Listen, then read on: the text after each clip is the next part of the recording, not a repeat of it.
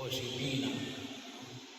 Hindi naman po lingid sa kalaman ng bawang isa ang kanyang pagkamatay. Minsan may mga tao na pagkakampan, bagal bagay, tinatanggap naman natin ngayon yung mga nagpatibakal. Noong unang panahon, hindi namin tinatanggap. Bahagi mo sapagkat gawa ng pagkilala sa unang panahon kapag nagpakamamay ka ay sapagkat yun ay kung tawagin natin ay sin against all. One of the cardinal virtues ng ating pananampalataya, pag-asa. Ngayon pa man din ay taon ng pag-asa, dakilang jubileo ng pag-asa 2025. Yun ang pamantayan noon kung bakit hindi tinatanggap noon ang mga nagpapatiwakan. Pero ngayon ay tinanggap na sapagkat hindi naman pala lahat ang nagpapakamatay. Ay sapagkat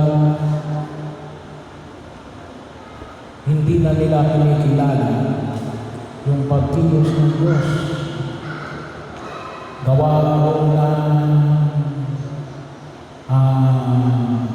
makabagong teknolohiya at na paglusad ng siyensya na kumikilala natin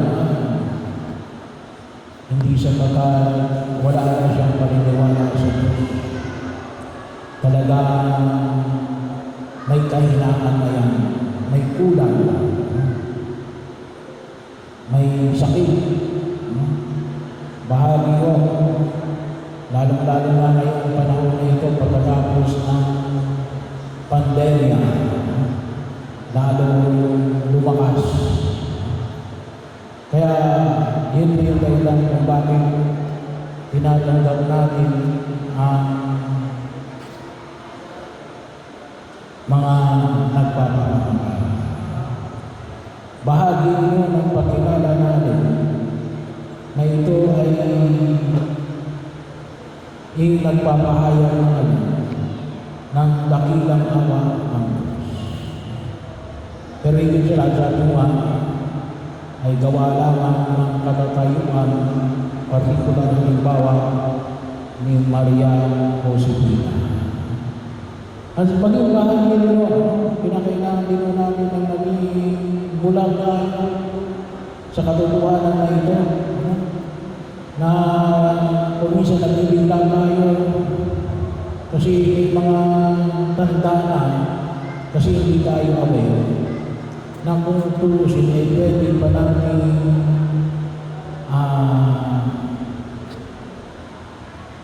masalamat o mapigilan.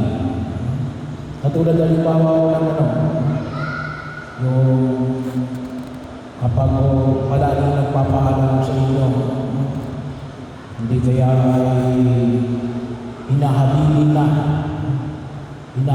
na yung mga mahal sa buhay. O alagaan mo yung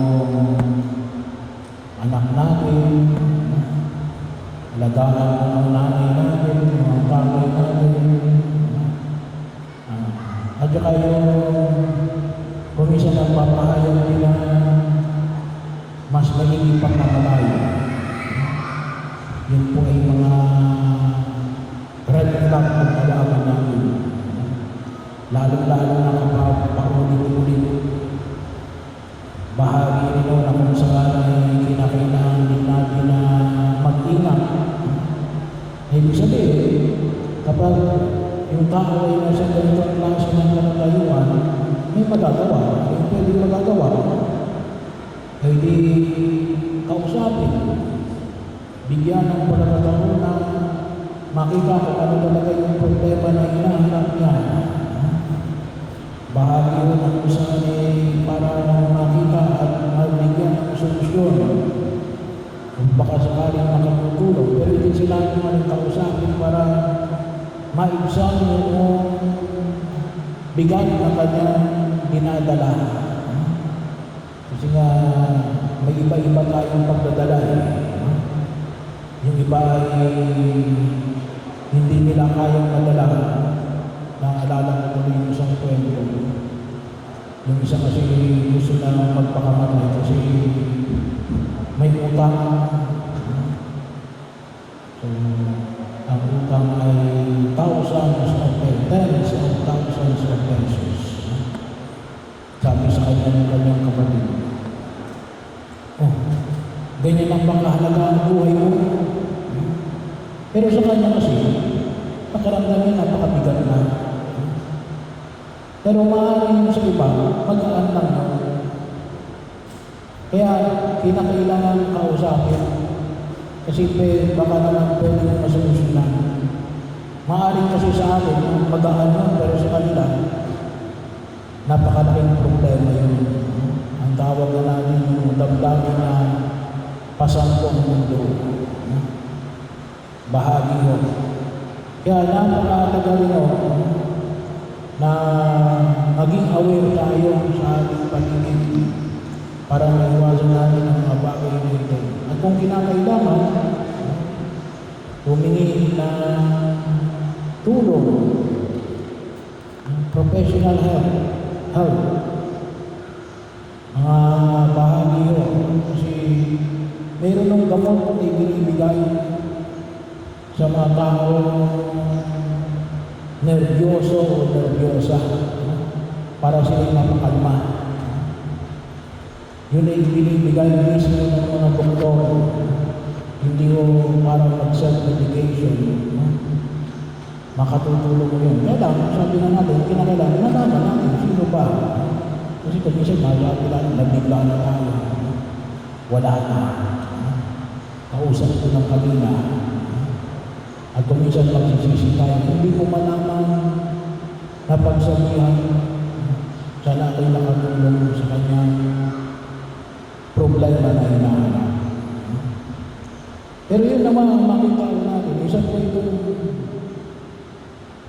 sakit na kinakailangan natin makita at kinakailangan natin na matutunan kasi baka mamaya hindi natin napapansin. At kinakailangan natin ang patuloy na pangangalaga sa bawat isa.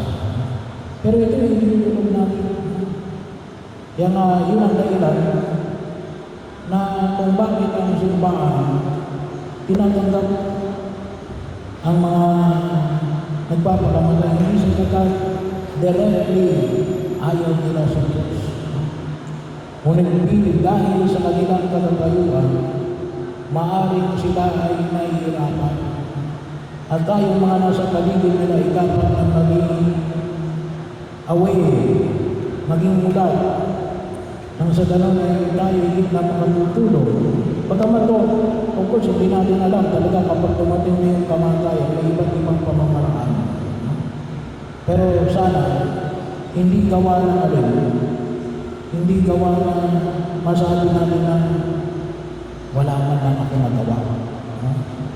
Na yun ay commission po ay nakabibigat din sa ating pagkilos sa daigdig na ito. At ito ay panalangin natin sa harapan ng Diyos. Ipanalangin natin si Maria Josefina na nawahin ninyong pakinabangan ang biyaya ng pagliligtas ng Diyos. At ipanalangin natin na tayo ay higit na magdaan upang sa ganon ay makatulong tayo na higit na rin makita ang kahalagahan ng pagliligtas ng Diyos doon sa buhay pagkatapos ng kamatayan.